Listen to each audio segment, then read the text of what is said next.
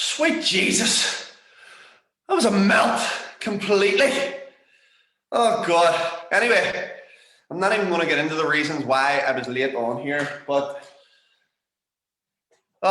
so anyway, yeah, well, we top up our meter and like serves me right. You know, I stick 100 quid in it every time I go to top it up, and it's almost like clockwork that whenever I go on to do a live at 11, it goes out.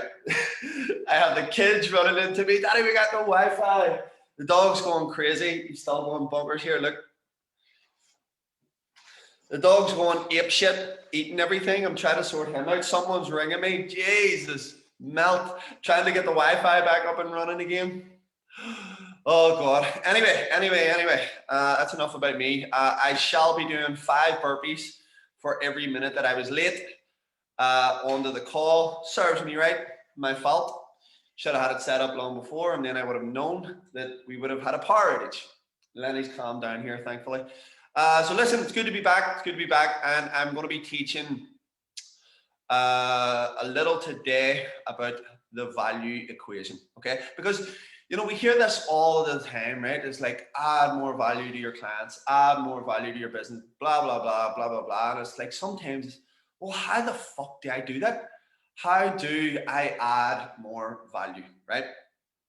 So hopefully what I take you through here today will help. This was very insightful to me whenever this was first presented to me, and I know for sure that it's going to help you. This is actually the second time that I've presented on it, and I love teaching new concepts that have been presented to me simply because it helps me better understand the concept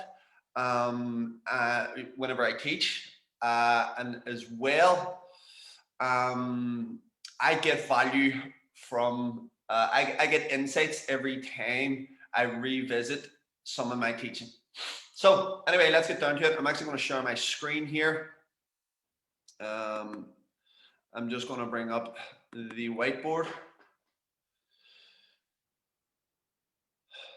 Let's expand this.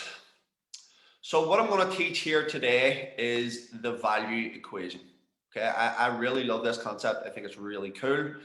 And basically what it's going to do is start with a quadrant.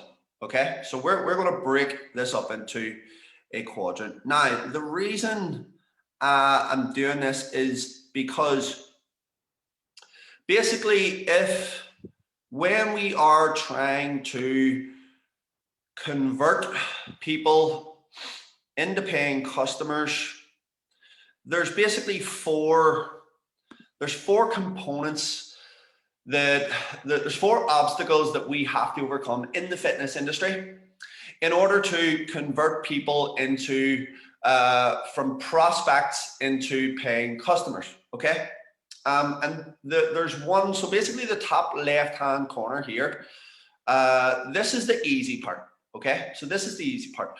The first obstacle that we have to overcome is the perceived value. Okay, so what I mean by this, right?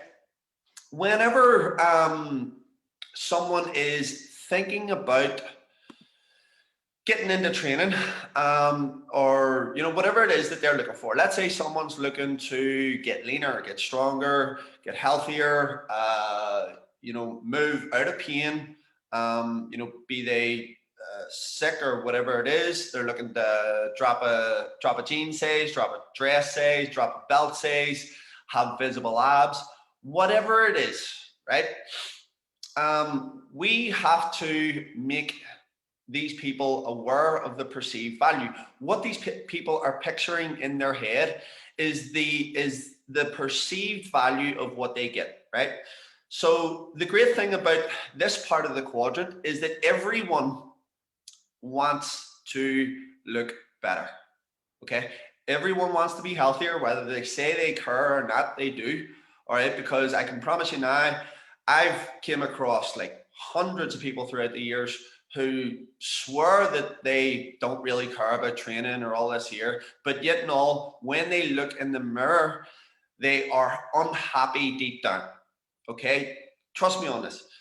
Weight loss will never not be a thing. Okay, it will always be a thing because everyone will always want to look better.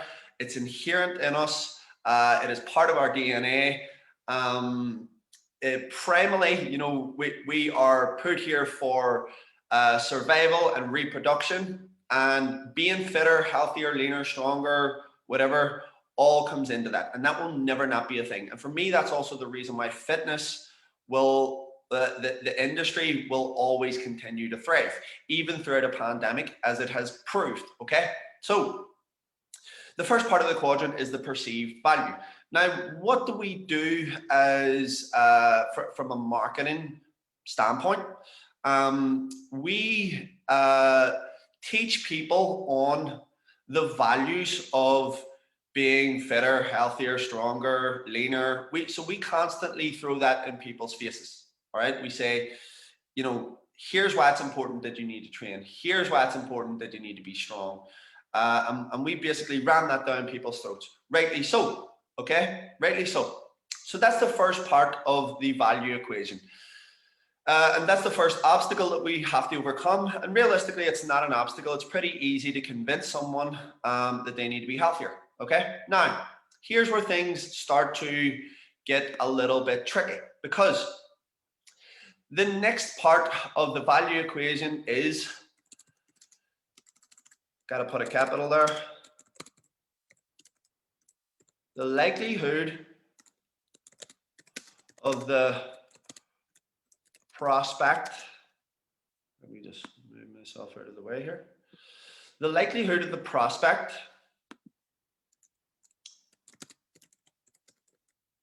getting the desired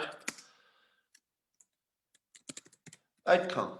Okay, so this is the next obstacle that we have to overcome in our marketing and sales.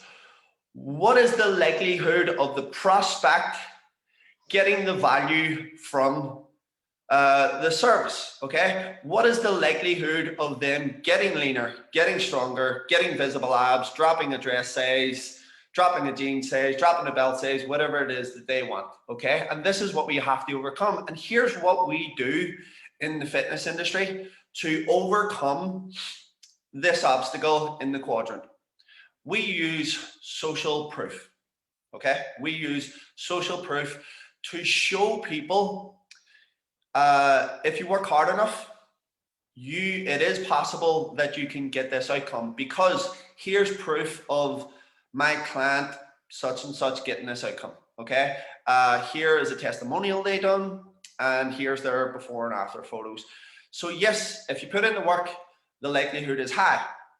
If you don't put in the work, however, it's very low. And remember that this is the conversation that's going on in the prospect's mind whenever they are in the process of thinking about how am I going to achieve the outcome that I want. Okay, so the first thing is, what is it that I want? That's the perceived value.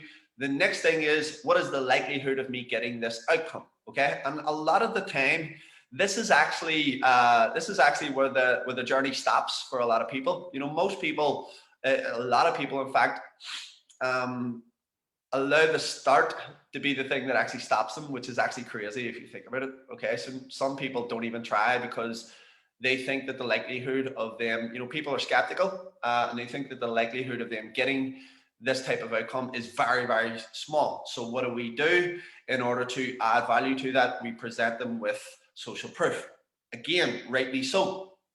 Now, here's where things get really interesting, and I'm actually going to use a completely different industry to teach why this matters. Okay, so here, the bottom left-hand corner of the quadrant, we have time, because here's the thing about time, right?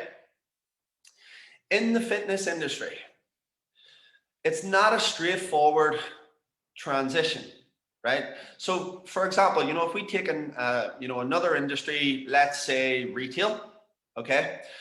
Someone thinks about buying a dress. Uh, she's imagining in her head, okay, the dress will look this way on me.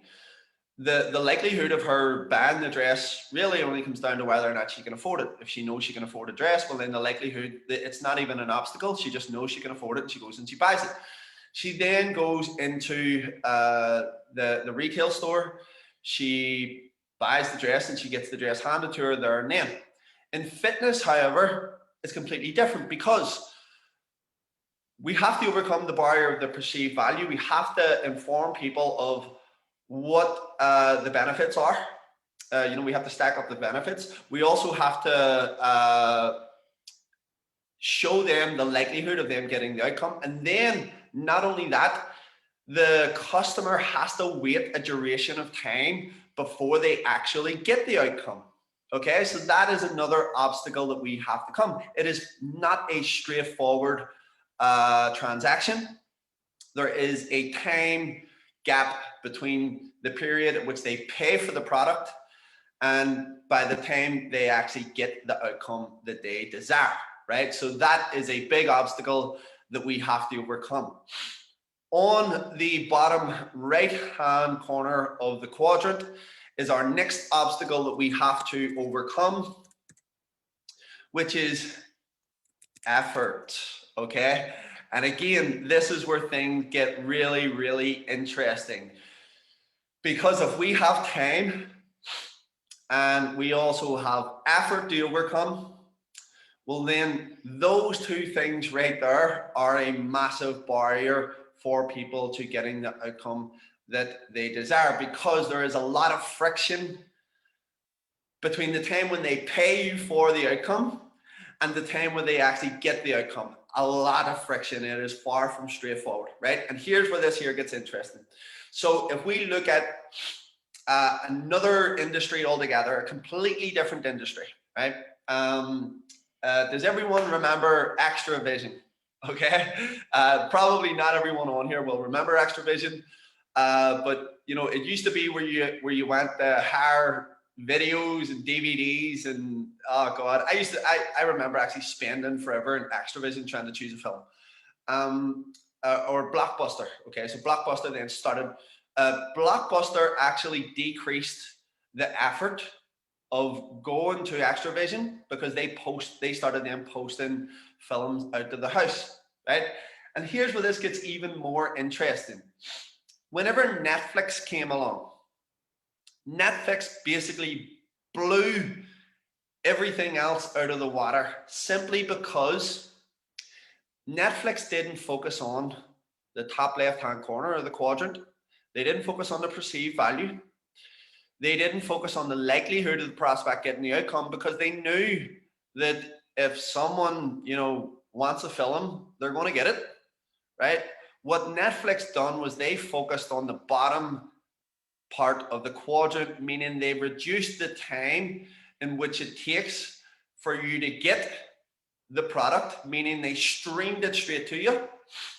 And then they also reduced the effort in which it takes for you to get the product, because it's a simple click of a button.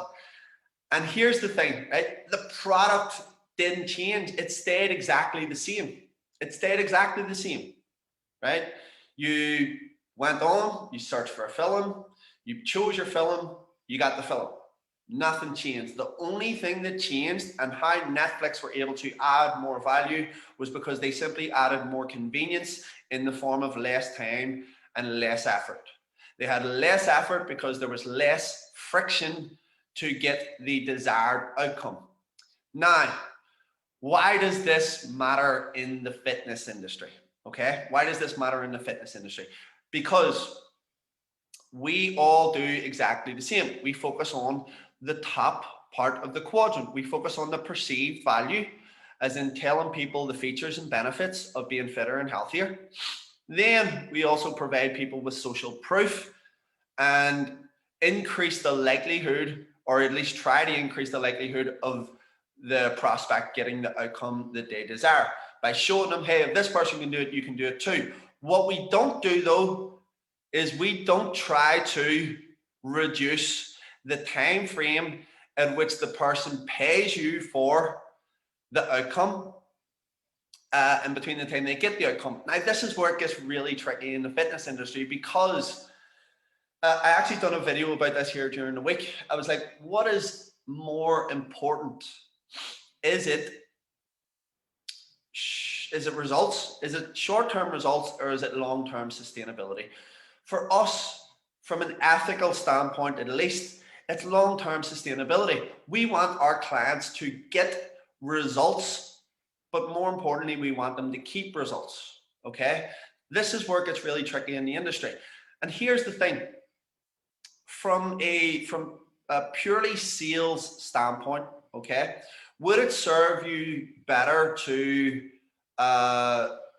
sell people what they want and give them what they need? Right? I absolutely believe so. Okay, purely because it's just human nature. People want something as fast as they can possibly get it, and they want it with the least amount of friction. Okay, even though I know full well that there's no such thing as fast track results. There is no such thing. But I always like to use this analogy. Okay, if you go to your travel agents, they sell you on the dream. Okay, a travel agents will sell you the destination. They don't tell you the extent of the journey that it takes you to get there. And what I mean by that is they don't tell you, hey, listen, you're gonna fly overnight, you're gonna be exhausted, the plane food's gonna be horrible, you're gonna have transfers to and from the airport, you're gonna be roasting, sweating, by the time you get there, you're gonna be smelly, you're gonna be exhausted for 2 days. The food mightn't be that great. They don't tell you any of that. What the travel agents sell you on is, clear blue skies, crystal clear water, cocktails, and golden sand. And rightly so, because when you get there, you have an amazing experience, right? Now, I think our job and how we can add value in the industry as a whole is to sell people more on the dream, right?